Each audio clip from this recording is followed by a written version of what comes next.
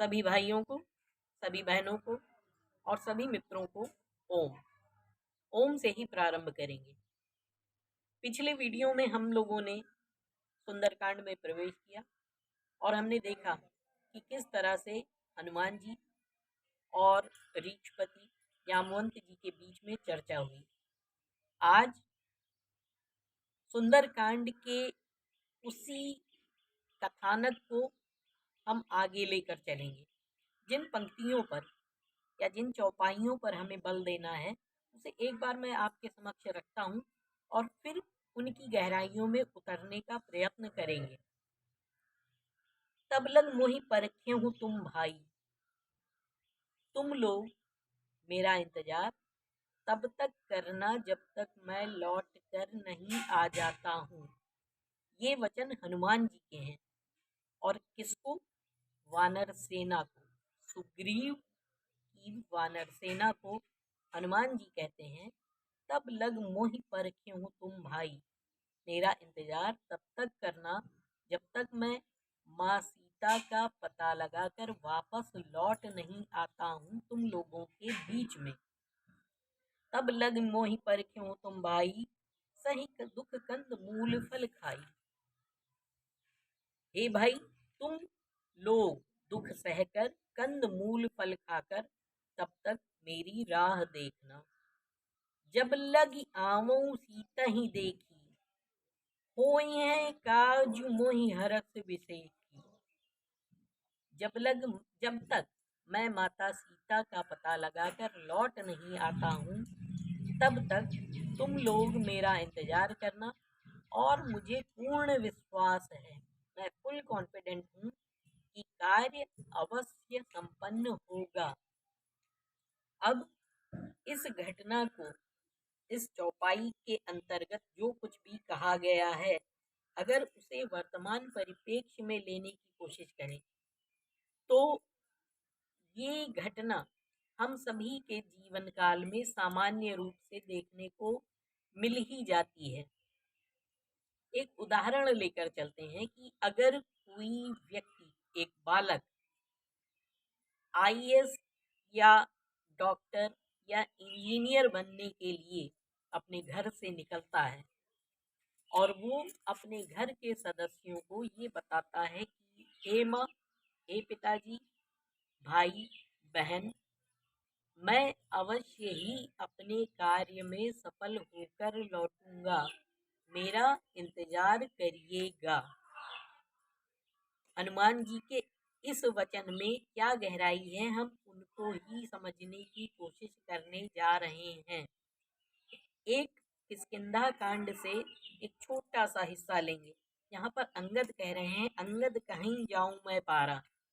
अंगद ने कहा था कि अगर आप सहमत हो तो मैं लंका जाकर माँ सीता का पता लगाकर लौटकर आने में सक्षम हूँ। किंतु जब हनुमान जी को तैयार किया गया तो वर्तमान समय के आधार पर ही उस समय भी कुछ वानरों ने अवश्य ही कहा होगा कि अंगद कह रहे थे कि मैं जाऊंगा और पता लगाकर चला आऊंगा, और ये महाबली अंगद के स्थान पर हनुमान जी को भेज रहे हैं। हनुमान जी कर पाएंगे या नहीं कर पाएंगे, इस बात को लेकर संशय था लोगों के मन में। तो हनुमान जी क्या कह रहे हैं? हनुमान जी कह रहे हैं, तब लग मोहि पर क्यों तुम भाई, मेरा इंतजार करना, मुझ पर भरोसा रखना, सही दुख कंद मूल फल खाई। और अगर बहुत व्याकुलता हो तब भी मुझ पर भरोसा रखते हुए अपना जीवन यापन करते रहना। हे माँ, हे पिता, मेरा इंतजार करना। दुख आएंगे लेकिन उन्हें सहना और विश्वास रखना कि मैं सफल होकर ही लौटूंगा। जब लग आवऊं सीता ही देखी, मैं निश्चित ही सफल होकर लौटूंगा। हुई है काज मोहि हरख बिसेखी। मुझे पूरा विश्वास है कि मैं जरूर ही सफल होकर लौटूंगा। अंगद की चर्चा हुई है तो अंगद के बारे में थोड़ी सी जानकारी ले लेते हैं। अंगद बाली के पुत्र हैं, जिनको स्वयं बाली ने प्रभु श्री राम को समर्पित किया था अपनी अपनी मृत्यु के समय और श्री राम जी से कहा था कि मेरा यह पुत्र मेरे ही समान बलवान है, आप मेरे इस पुत्र को अपने साथ लेकर जाएं और अपने कार्य में इसे लगाकर अपने कार्य को सफलता तक पहुंचाएं। तो निश्चित ही वहां पर कुछ लोगों ने ऐसा कहा होगा कि जब अंगद जा रहे थे तब हनुमान जी को क्यों भेजा। हनुमान जी के ऊपर एक तरह का डाउट था। अब इस डाउट को हमें वर्तमान परिप्रेक्ष्य में लेकर आना है। एक बच्चा है जो निश्चित है, कॉन्फिडेंट है अपनी सफलता को लेकर, लेकिन उसे लगातार पिंच करने वाले मिलते रहते हैं कि अंगद से हो गया, इनसे नहीं हुआ, शर्मा जी का बेटा पास हुआ, ये पास नहीं हुए, ये कर पाएगा, ये नहीं कर पाएगा।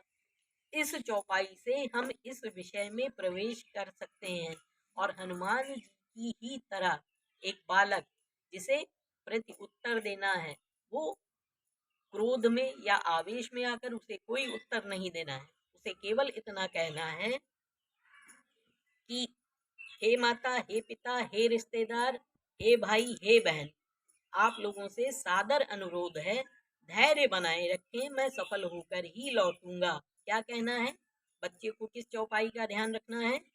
तब लग मोहि परख्यों तुम भाई, सही दुख कंद मूल फल खाई, जब लगी आमों सीता ही देखी, आईएएस बनकर ही लौटूंगा, कोई है काज मोहि हरख विशेषी, मेरा एग्जाम जरूर ही क्लियर होगा।